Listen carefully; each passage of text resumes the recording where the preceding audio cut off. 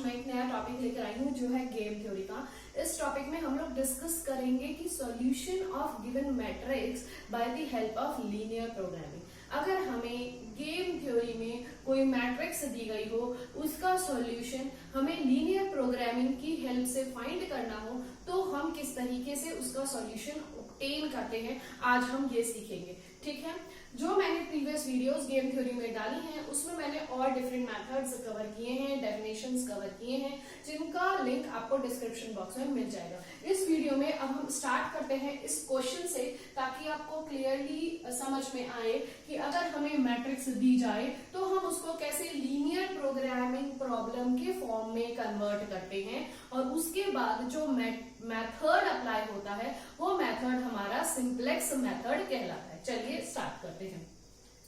Question हमें दिया गया है, solve 3x3 game by the simplex method of the linear programming whose payoff matrix is given by। तो आप यहाँ देख सकते हो कि हमें एक मैट्रिक्स दी गई है। ये मैट्रिक्स 3x3 मैट्रिक्स है, इसमें 3 रो है और 3 ही कॉलम है, तो ये 3x3 मैट्रिक्स हो गई। इस मैट्रिक्स को हमें सॉल्व करना है सिंप्लेक्स मेथड की हेल्प से। क्वेश्चन में मेंशन किया गया है कि हमें सिंप्लेक्स मेथड ही अप्लाई करना है, ओके, ऑफ लीनियर प्रोग्रामिंग, और ये हमें पे ऑफ मैट्रिक्स दी गई है। ठीक है, अब मैट्रिक्स को देखते हैं। तो देखिए मैट्रिक्स हमें जो 3x3 मैट्रिक्स दी गई है, यहाँ प्लेयर ए से रिलेटेड वैल्यूज दी गई है, ये वैल्यूज प्लेयर बी की दी गई है। प्लेयर ए की जो स्ट्रेटेजीज है वो 1 2 3 दी गई है, प्लेयर बी की भी जो स्ट्रेटेजीज है हमें 1 2 3 दिए गए हैं। ठीक है, जब हमें किसी भी दिए गए मैट्रिक्स को सॉल्व करना हो सिंप्लेक्स मेथड की हेल्प से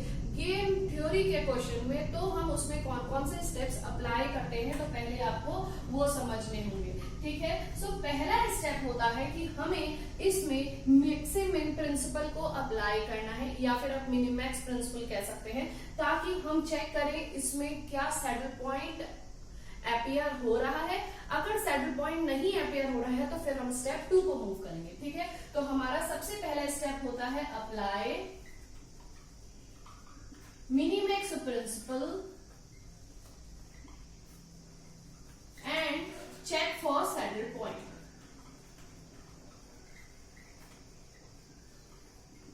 इसी से दूसरा पॉइंट भी आता है कि अगर सैडल पॉइंट नहीं आएगा तो दैट मीन्स कि हमें प्लेयर ए के रिस्पेक्ट में जो मिनिमैक्स वैल्यू और प्लेयर बी के रिस्पेक्ट में जो मैक्सिमम वैल्यू मिलेगी, आपको याद होगा, वो दोनों डिफरेंट आएंगी। ओके, सो यहां पे the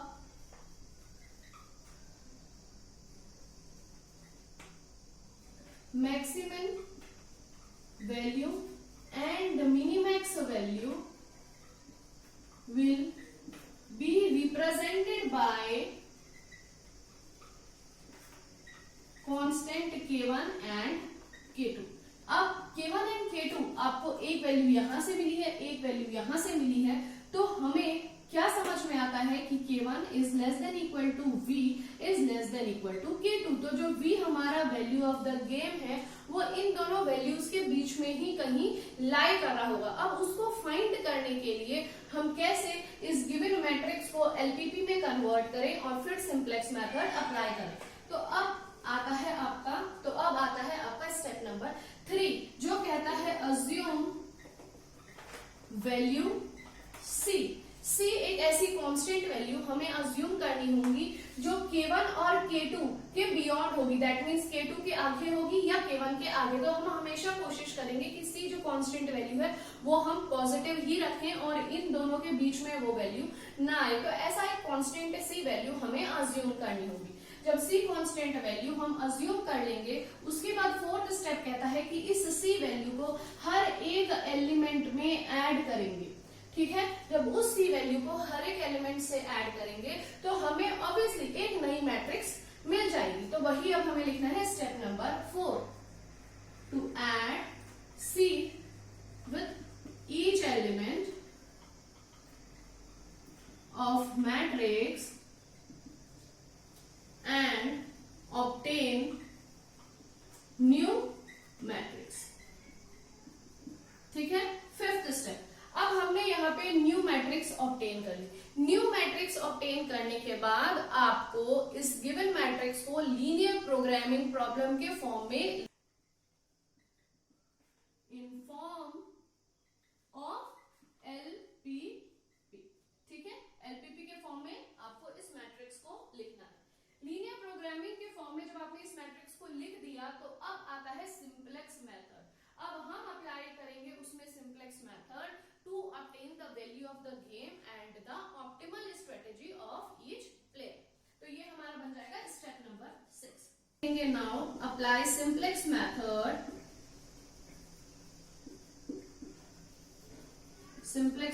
now apply simplex method to obtain optimum strategies for players and value of game। So जो मैंने आपको ये सारे पॉइंट्स बताए हैं यहां से, ठीक है, ये सारे पॉइंट्स आपके कवर कर देते हैं गेम थ्योरी का सॉल्यूशन बाय लीनियर प्रोग्रामिंग। ठीक है, जब भी आपको कोई भी मैट्रिक्स दी गई हो और कहा जाए कि सिंपलेक्स मेथड अप्लाई करिए, तो सबसे पहले आपको मिनिमैक्स प्रिंसिपल से सेटल पॉइंट फाइंड करना है। आपको पता है कि सेटल पॉइंट नहीं मिलेगा, इसीलिए सिंपलेक्स मेथड से सॉल्व करने के लिए कहा गया है।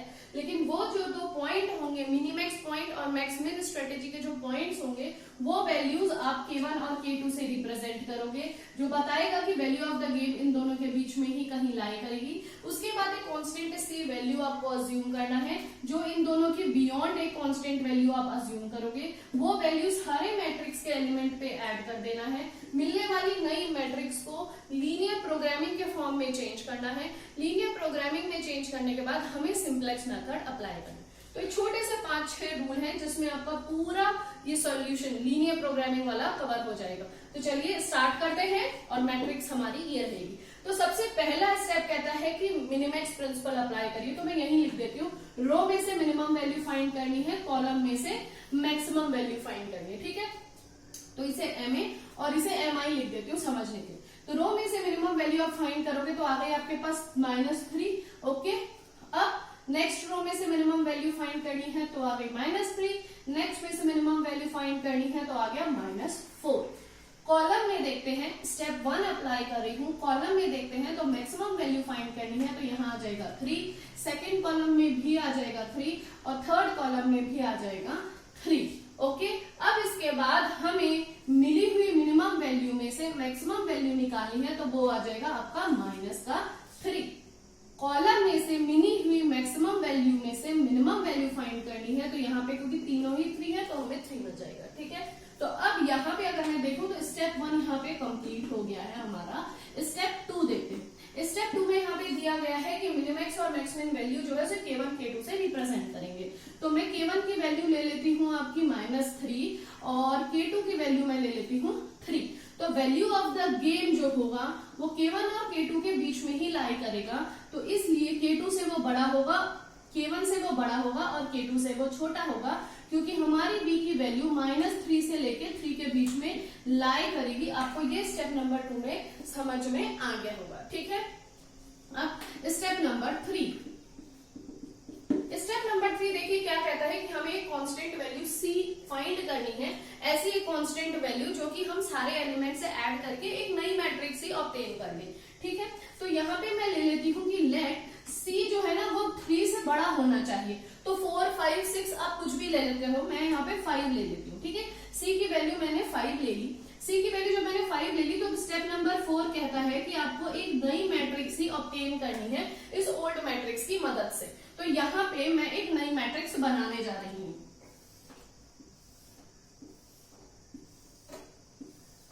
ठीक है, अब नई मैट्रिक्स कैसे बनेगी, तो हर एक एलिमेंट पे ध्यान दीजिए। 3 पे आप 5 ऐड करोगे तो आपको मिलेगा 8। तो पहला एलिमेंट बन जाएगा 8। ये प्लेयर A यहाँ लिख दिया, यहाँ मैंने प्लेयर B लिख दिया। ठीक है, अब देखिए नेक्स्ट एलिमेंट क्या है, -3। -3 में 5 ऐड करेंगे तो कितना हो जाएगा, आपके पास आ जाएगा +2।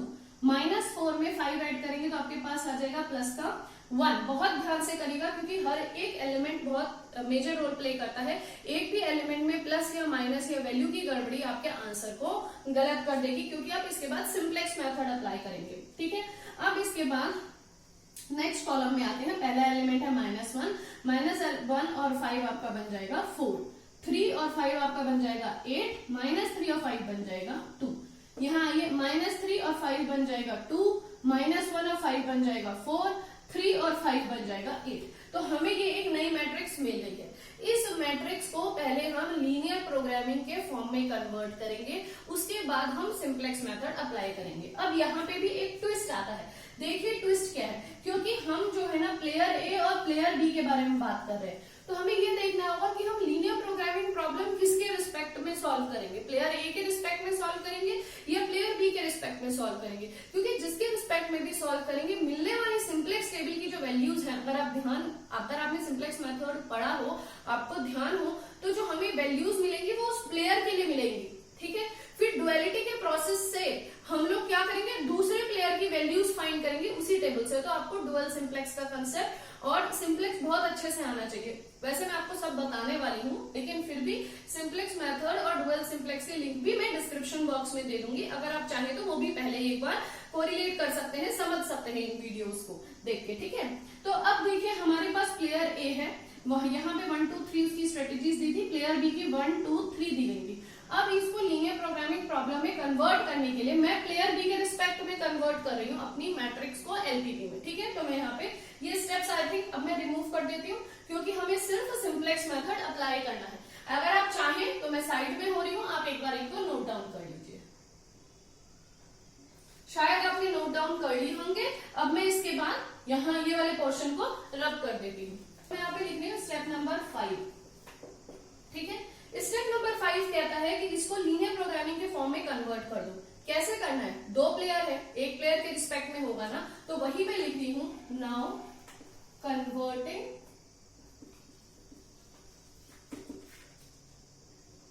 Given matrix into linear programming of player B.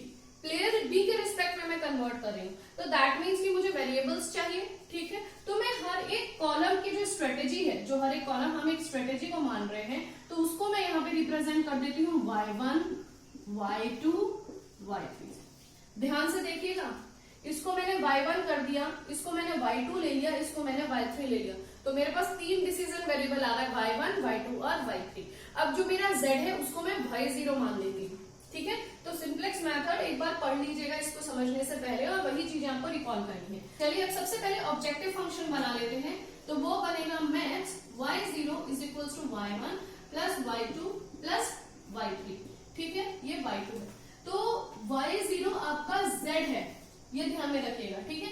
y1 y2 y3 आपके 3 डिसीजन वेरिएबल्स है, तो मैं यहाँ लिख भी देती हूँ y1 y2 y3 is greater than equal to 0। अब हमें लिखना है सब्जेक्ट टू कंस्ट्रेंट। अब हमें कंस्ट्रेंट बनाने हैं, ठीक है। तो कंस्ट्रेंट जैसे कैसे बनेंगे, देखिए इस तरीके से बनेंगे, पहला दूसरा तीसरा। तो 8y1 4y2 2y3, ठीक है। सो 8y1 plus 2y2 plus 3y3, ठीक है। नेक्स्ट बनेगा 2y1 plus 8y2 plus 4y3, ठीक है। थर्ड वाला देखिए 1y1 2y2 8y3, तो 1y1 plus 2y2 plus 8y3, ठीक है। अब राइट साइड में क्या देंगे, लिखेंगे less than equal to 1, right side की वैल्यू, ठीक है। क्योंकि प्रोबेबिलिटी की मैक्सिमम वैल्यू 1 होती है, तो इसीलिए हम लेस देन इक्वल टू 1 यहाँ पे लेफ्ट हैंड साइड में राइट हैंड साइड में लिख देंगे। तो हमें ये मिल गए अपने 3 सब्जेक्ट टू कंस्ट्रेंट, ये 3 डिसीजन वेरिएबल्स, और ये हमारा हो गया ऑब्जेक्टिव फंक्शन। सिंप्लेक्स मेथड आता है तो आप उसको अप्लाई करिए, नहीं आता है तो मैं आपको स्टेप बाय स्टेप बता रही हूँ। अब सिंप्लेक्स मेथड का, अब देखिए यहाँ पे हमारा स्टेप नंबर 4 फिनिश हो गया था, ये था हमारा step number 5। Step number 6, step number 6 क्या कहता है, टू अप्लाई सिंप्लेक्स मेथड, ठीक है। अब सिंप्लेक्स मेथड अप्लाई करते हैं। सिंप्लेक्स मेथड अप्लाई करने से पहले जरूरी है कि आप इसको कन्वर्ट करो इसके स्टैंडर्ड फॉर्म में। सिंप्लेक्स मेथड के लिए पहले स्टैंडर्ड फॉर्म में लिखना पड़ेगा, standard form of LPP. LPP का स्टैंडर्ड फॉर्म क्या होता है, ऑब्जेक्टिव फंक्शन और कंस्ट्रेंट चेंज हो जाते हैं, है ना। देखिए कैसे चेंज होंगे, सबसे पहले कंस्ट्रेंट देखेंगे, तो कंस्ट्रेंट आपका क्या है, 8y1 plus 2y2 plus 3y3, less than का सिंबल है तो स्लैश वेरिएबल ऐड होगा, है ना। तो मैं यहां लिख दे रही हूं प्लस s1, ठीक है, इक्वल टू 1। नेक्स्ट लीजिए 2y1 plus 8y2 plus 4y3 plus s2, दूसरा स्लैश वेरिएबल ऐड कर रही हूं, इक्वल टू 1। यहां 0s1 0s2 0s3 कर दीजिएगा, ठीक है। अब नेक्स्ट आएगा 1y1 2y2 8y3 plus 0s1 0s2 1s3 equal to 1, यहाँ 0s1 और 0s3 कर दीजिए, ठीक है। आई होप ये क्लियर होगा। अब ऑब्जेक्टिव फंक्शन आपका इसी में आगे लिख देते हैं, ऑब्जेक्टिव फंक्शन में यहाँ लिख दे रही हूँ, चलिए कंफ्यूज ना हो। Max y0 is equal to y1 y2 equal to है y1 y2 y3 0s1 0s2 0s3। तो ये आपका प्रॉपर एक एलपीपी जो स्टैंडर्ड फॉर्म ऑफ एलपीपी है उसमें आपका ये जो मैट्रिक्स हमें दी गई थी ये मैट्रिक्स हमारी कन्वर्ट हो गई है। ओके, अब हमें क्या करना है कि इस मैट्रिक्स को अब हम सॉल्व करेंगे सिंप्लेक्स टेबल की हेल्प से, ठीक है। तो अब मैं यहाँ पे सिंप्लेक्स टेबल बना देती हूँ। आपको अगर एक बार कॉपी करना हो तो आप देख लीजिए, मैं उसके बाद ये सब पोर्शन रब कर दूंगी। ओके स्टूडेंट्स, आई होप आपने ये देख लिया होगा। अब मैं इसको रब कर देती हूँ। आई होप कि क्वेश्चन की भी अभी आपको नीड नहीं है, क्योंकि क्वेश्चन में भी हमें समझ में आ गया है 3x3 मैट्रिक्स दी गई है, सिंप्लेक्स मेथड से सॉल्व करा गया है। ओके, और हमें इसे सॉल्व करके इसकी value of the game find करनी है। तो मैं यहां से अब रब कर रही हूँ। सो मैंने यहाँ पे सिर्फ रब कर दिया है। स्टेप नंबर 6 में हमने यहाँ पे स्टैंडर्ड फॉर्म लिख दिया था, अब उसके बाद हमें सिंप्लेक्स टेबल फॉर्म करनी है। तो मैं यहाँ पे लिख रही हूँ step number 7 to create simplex table. तो मैं यहाँ लिख रही हूँ बेसिक वेरिएबल। ओके, अब यहाँ पे CB XB आपको याद होगा तो X1 Y1, ये पोर्शन भी मैं यहां से हटा दे रही हूं।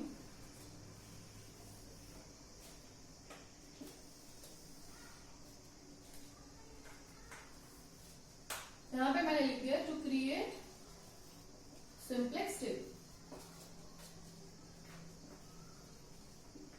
ठीक है। यहां हमारा CJ आ जाएगा।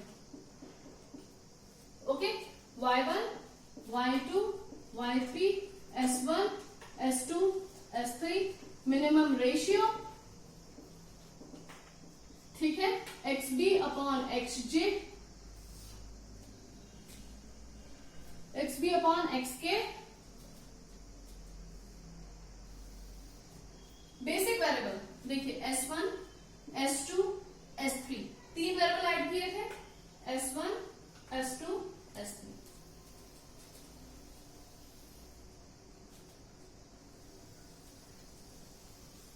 ठीक है, CB और XB। अब सबसे पहले CJ की वैल्यू लिख लेते हैं। यहां से देखिए coefficient of Y1 Y2 Y3 तो 1 1 1 1 1 1, S1 S2 S3 के कोफिशिएंट 0 थे, ठीक है, यहां से आ गया। अब CB के क्या है coefficient of S1 S2 S3 0 थे, यहां आ जाएंगे। XB की वैल्यू आपकी राइट हैंड साइड की वैल्यू होती है 1 1 1।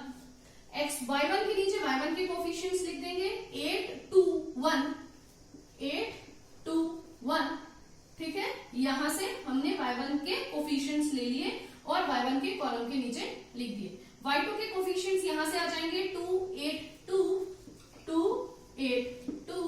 Y3 के कोफिशिएंट्स यहां से आ जाएंगे 3 4 8।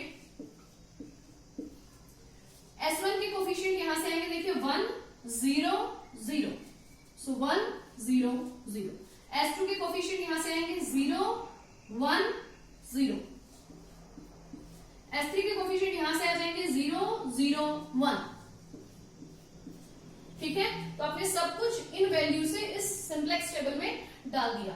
अब हमें इसकी नीड नहीं है, ठीक है, तो मैं इसको भी डिलीट कर देती हूँ ताकि ये सिंप्लेक्स टेबल आपको आसानी से दिख सके और क्लियर हो जाए। चलिए, अब सबसे पहले हमारा काम होता है क्या फाइंड करना, y0 की वैल्यू फाइंड करना, जिसको हम आपको अगर कंफ्यूजन हो रहा तो मैं यहाँ छोटा सा z लिख रही हूँ सिर्फ समझाने के मात्रा से, एग्जाम में मत लिखिएगा, ठीक है, सिर्फ समझाने के लिए कि यहाँ हमें z की वैल्यू फाइंड करनी है।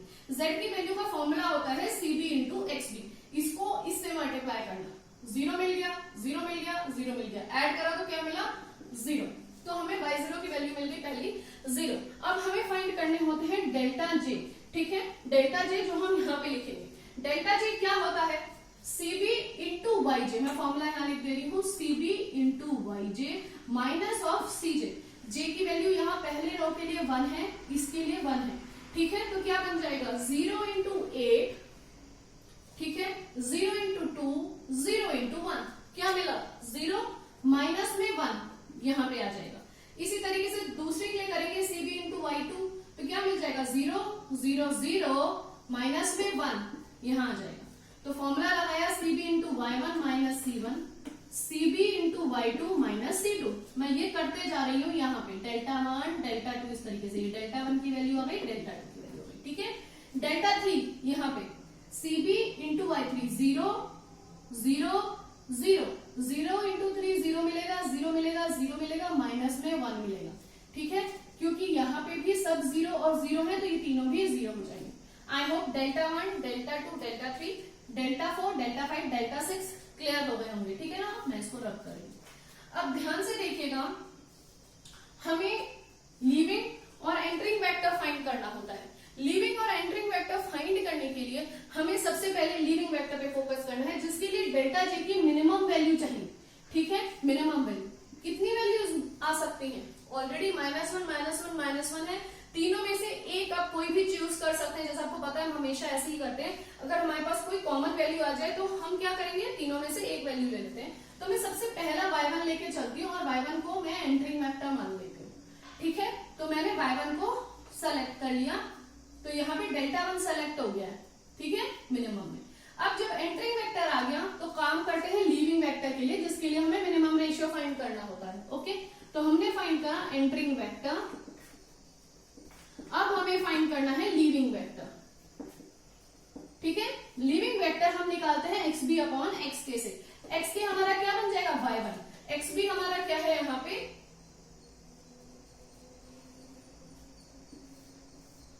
ठीक है, xb ये है और y1 हमारा ये है, तो इसको हम xk मान सकते हैं, xk लिखते हैं, yk लिख लीजिएगा। 1 upon 8 1 upon 2 1 upon 1 1 upon 8 1 upon 2 1 upon 1, ये क्या आ गया 1, ये क्या आ गया 0.5, ये और छोटी वैल्यू, तो दैट मीन्स मिनिमम वैल्यू लेनी है। मिनिमम वैल्यू किसकी आई है, यहाँ पे आई है S1 की मिनिमम वैल्यू आई, तो S1 क्या हो जाएगा, लीविंग वेक्टर हो जाएगा, ठीक है। S1 हमारा हो गया लीविंग वेक्टर और एंटरिंग वेक्टर हमारा हो गया y1। S1 को हटा देंगे और लिख देंगे y1 की वैल्यू वहां पे, ठीक है। तो S1 यहां से हट जाएगा, y1 इसकी प्लेस ले लेगा।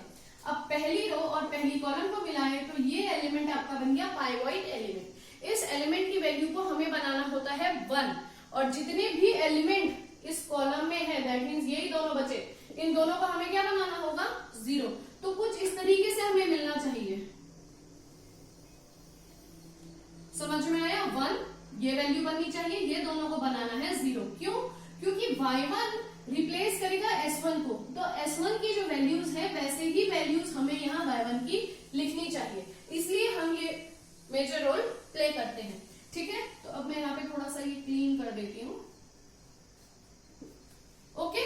तो इस वाली वैल्यू को यहाँ xb से लेकर S3 तक हमें इस वैल्यू को रो ऑपरेशन से चेंज करना पड़ेगा, क्योंकि इस वैल्यू को हमें 1 बनाना है। तो मैं थ्रू आउट इसको 8 से डिवाइड कर दूं तो मुझे यहाँ क्या मिल जाएगा, मुझे यहाँ पे मिल जाएगा 1 जो कि मुझे बनाना है। तो मैं रो 1 को थ्रू आउट 8 से डिवाइड करूंगी, तो ये क्या बन जाएगा 1 अपॉन 8, ये बन जाएगा 1, ये आ जाएगा 1 अपॉन 4, ये आएगा 3 अपॉन 8, यहाँ आएगा 1 अपॉन 8, यहाँ आएगा 0 एंड 0, ठीक है। ये वैल्यू अब S1 में आते हैं, S1 को y1 रिप्लेस करेगा, y1 की कोफिशिएंट वैल्यू थी 1, तो यहाँ से आ जाएगी 1। S2 और S3 ऐसे ही लिखे जाएंगे, इनके सामने वाली वैल्यूज ऐसे ही आ जाएंगी, ठीक है। तो इतना टेबल आपकी बन गई।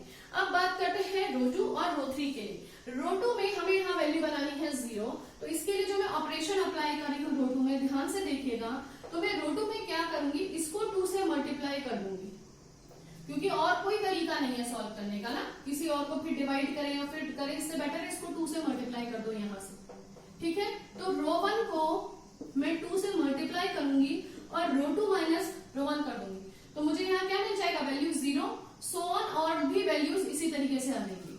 रो 3 में भी देख लीजिए, रो 3 में क्योंकि ऑलरेडी 1 है तो मुझे कुछ भी करने की जरूरत नहीं है, रो 3 से मैं माइनस कर दूंगी रो 1, वो भी नया वाला रो, तो यहाँ भी मुझे 0 मिल जाएगा। ठीक है, अब मैं ये दोनों ऑपरेशन अप्लाई करके यहाँ डायरेक्टली वैल्यूज आपको लिख के दिखा देती हूँ। कन्वर्ट करना है जैसे मैंने आपको फर्स्ट वाली टेबल में पूरा समझाया कॉन्सेप्ट। ठीक है, तो अब मैं आपको बताती हूँ, जो ये टेबल है ना, ये 4 इटरेशन में सॉल्व होगी, 1 iteration, 2 iteration, 3 and 4।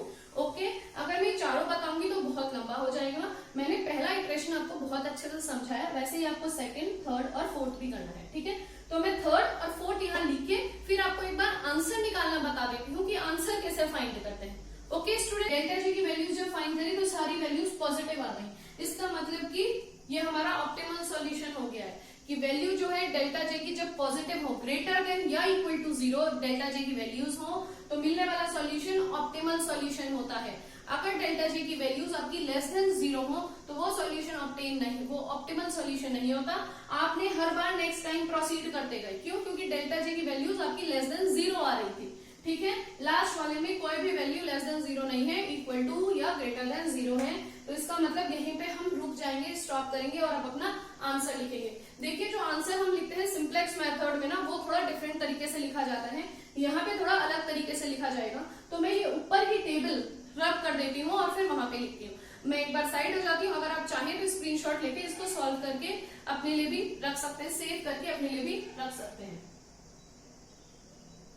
I hope आपने स्क्रीनशॉट ले लिया होगा। अब मैं ये ऊपर की पोर्शन को रब कर रही हूँ यहाँ पे 2 टेबल्स का, 7, जिसमें हमें आंसर फाइंड करना है, और हम ये फाइंड करेंगे प्लेयर बी के लिए। ठीक है, प्लेयर बी के लिए optimal strategies, that means y1, y2, y3, 3 optimal strategies थी, तो उनकी वैल्यू फाइंड करेंगे। तो ऑप्टिमल स्ट्रेटेजीज,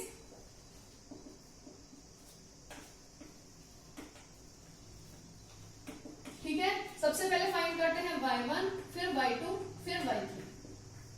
तो y1 की वैल्यू जो आपकी होगी, आपको ध्यान से देखना है कि अगर हम जनरल की बात करें तो y1 की वैल्यू आपकी क्या बन जाती थी। देखिए, ये y1 is this 1/14, y2 is 11/96, y3 is 5/49। यहाँ पे हम फाइंड करेंगे इसकी ऑप्टिमल स्ट्रेटेजी, जिसको हम शो करेंगे y1 स्टार से, जिसकी वैल्यू होती है y1/y0। वैल्यू आपकी है 1/14 इंटू y0 आपके पास है 45/196। ध्यान से देखिएगा, 45 है ये, 45/196, तो 45 उल्टा हो गया ना, डिनोमिनेटर में तो 196, 14 इंटू 14 इज 196, तो आंसर आ गया 14/45। इस तरीके से y2 star y2/y0, y3 star y3/y0, y2 की वैल्यू बन जाएगी 11/96, 196 इंटू y0 45/196, तो ये बन गया 11/45। नेक्स्ट आया y3/y0, सो 5/49 इंटू 196/45, इसका भी आप आंसर लिख दीजिएगा। ठीक है, अब यहाँ पे फाइंड करते हैं वैल्यू ऑफ गेम। ठीक है, जिसको हम v स्टार से शो करेंगे या फिर जिसे y0 स्टार से शो करेंगे, जिसको हम लिखेंगे 1/y0 माइनस c। ठीक है, 1/y0 माइनस c, जिसका आंसर मैं यहाँ से देखती हूँ 1 देखिए 45/196, तो 196/45 माइनस 5, क्योंकि c की वैल्यू क्या थी 5, तो आंसर यहाँ पे हमें मिला है -29/40। प्लेयर बी के रिस्पेक्ट में हमने इसकी ऑप्टिमल स्ट्रेटेजीज भी फाइंड करनी और इसकी वैल्यू ऑफ द गेम भी फाइंड करनी। अगर आपसे कहा जाए प्लेयर ए के लिए भी फाइंड करिए, ठीक है, y1, y2, y3 की वैल्यूज और v स्टार की वैल्यू। ठीक है, तो v स्टार तो आपको पता है कि क्योंकि 2% गेम है तो यही वैल्यू आ जाएगी 29/45, बस नेगेटिव साइन हट जाएगा। अब बात करते हैं y1, y2 और y3 की। तो y1 स्टार की जो वैल्यू है ऑप्टिमल स्ट्रेटेजी प्लेयर ए के, वो बन जाएगी y1/y0, ये बन जाएगा y2/y0, ये बन जाएगा y3/y0। ठीक है, y0 तो कांस्टेंट ही रहेगा, y0 तो यही रहेगा 45/196, लेकिन y1, y2, y3 बदल जाएंगे प्लेयर ए के लिए, यहां पे आ जाएंगे delta 3, delta 4, delta 5, delta 6, delta 4, delta 5, delta 6 आपके y1, y2, y3 होंगे प्लेयर ए के लिए। ये आपने डुअलिटी के कंसेप्ट में समझा था, ठीक है।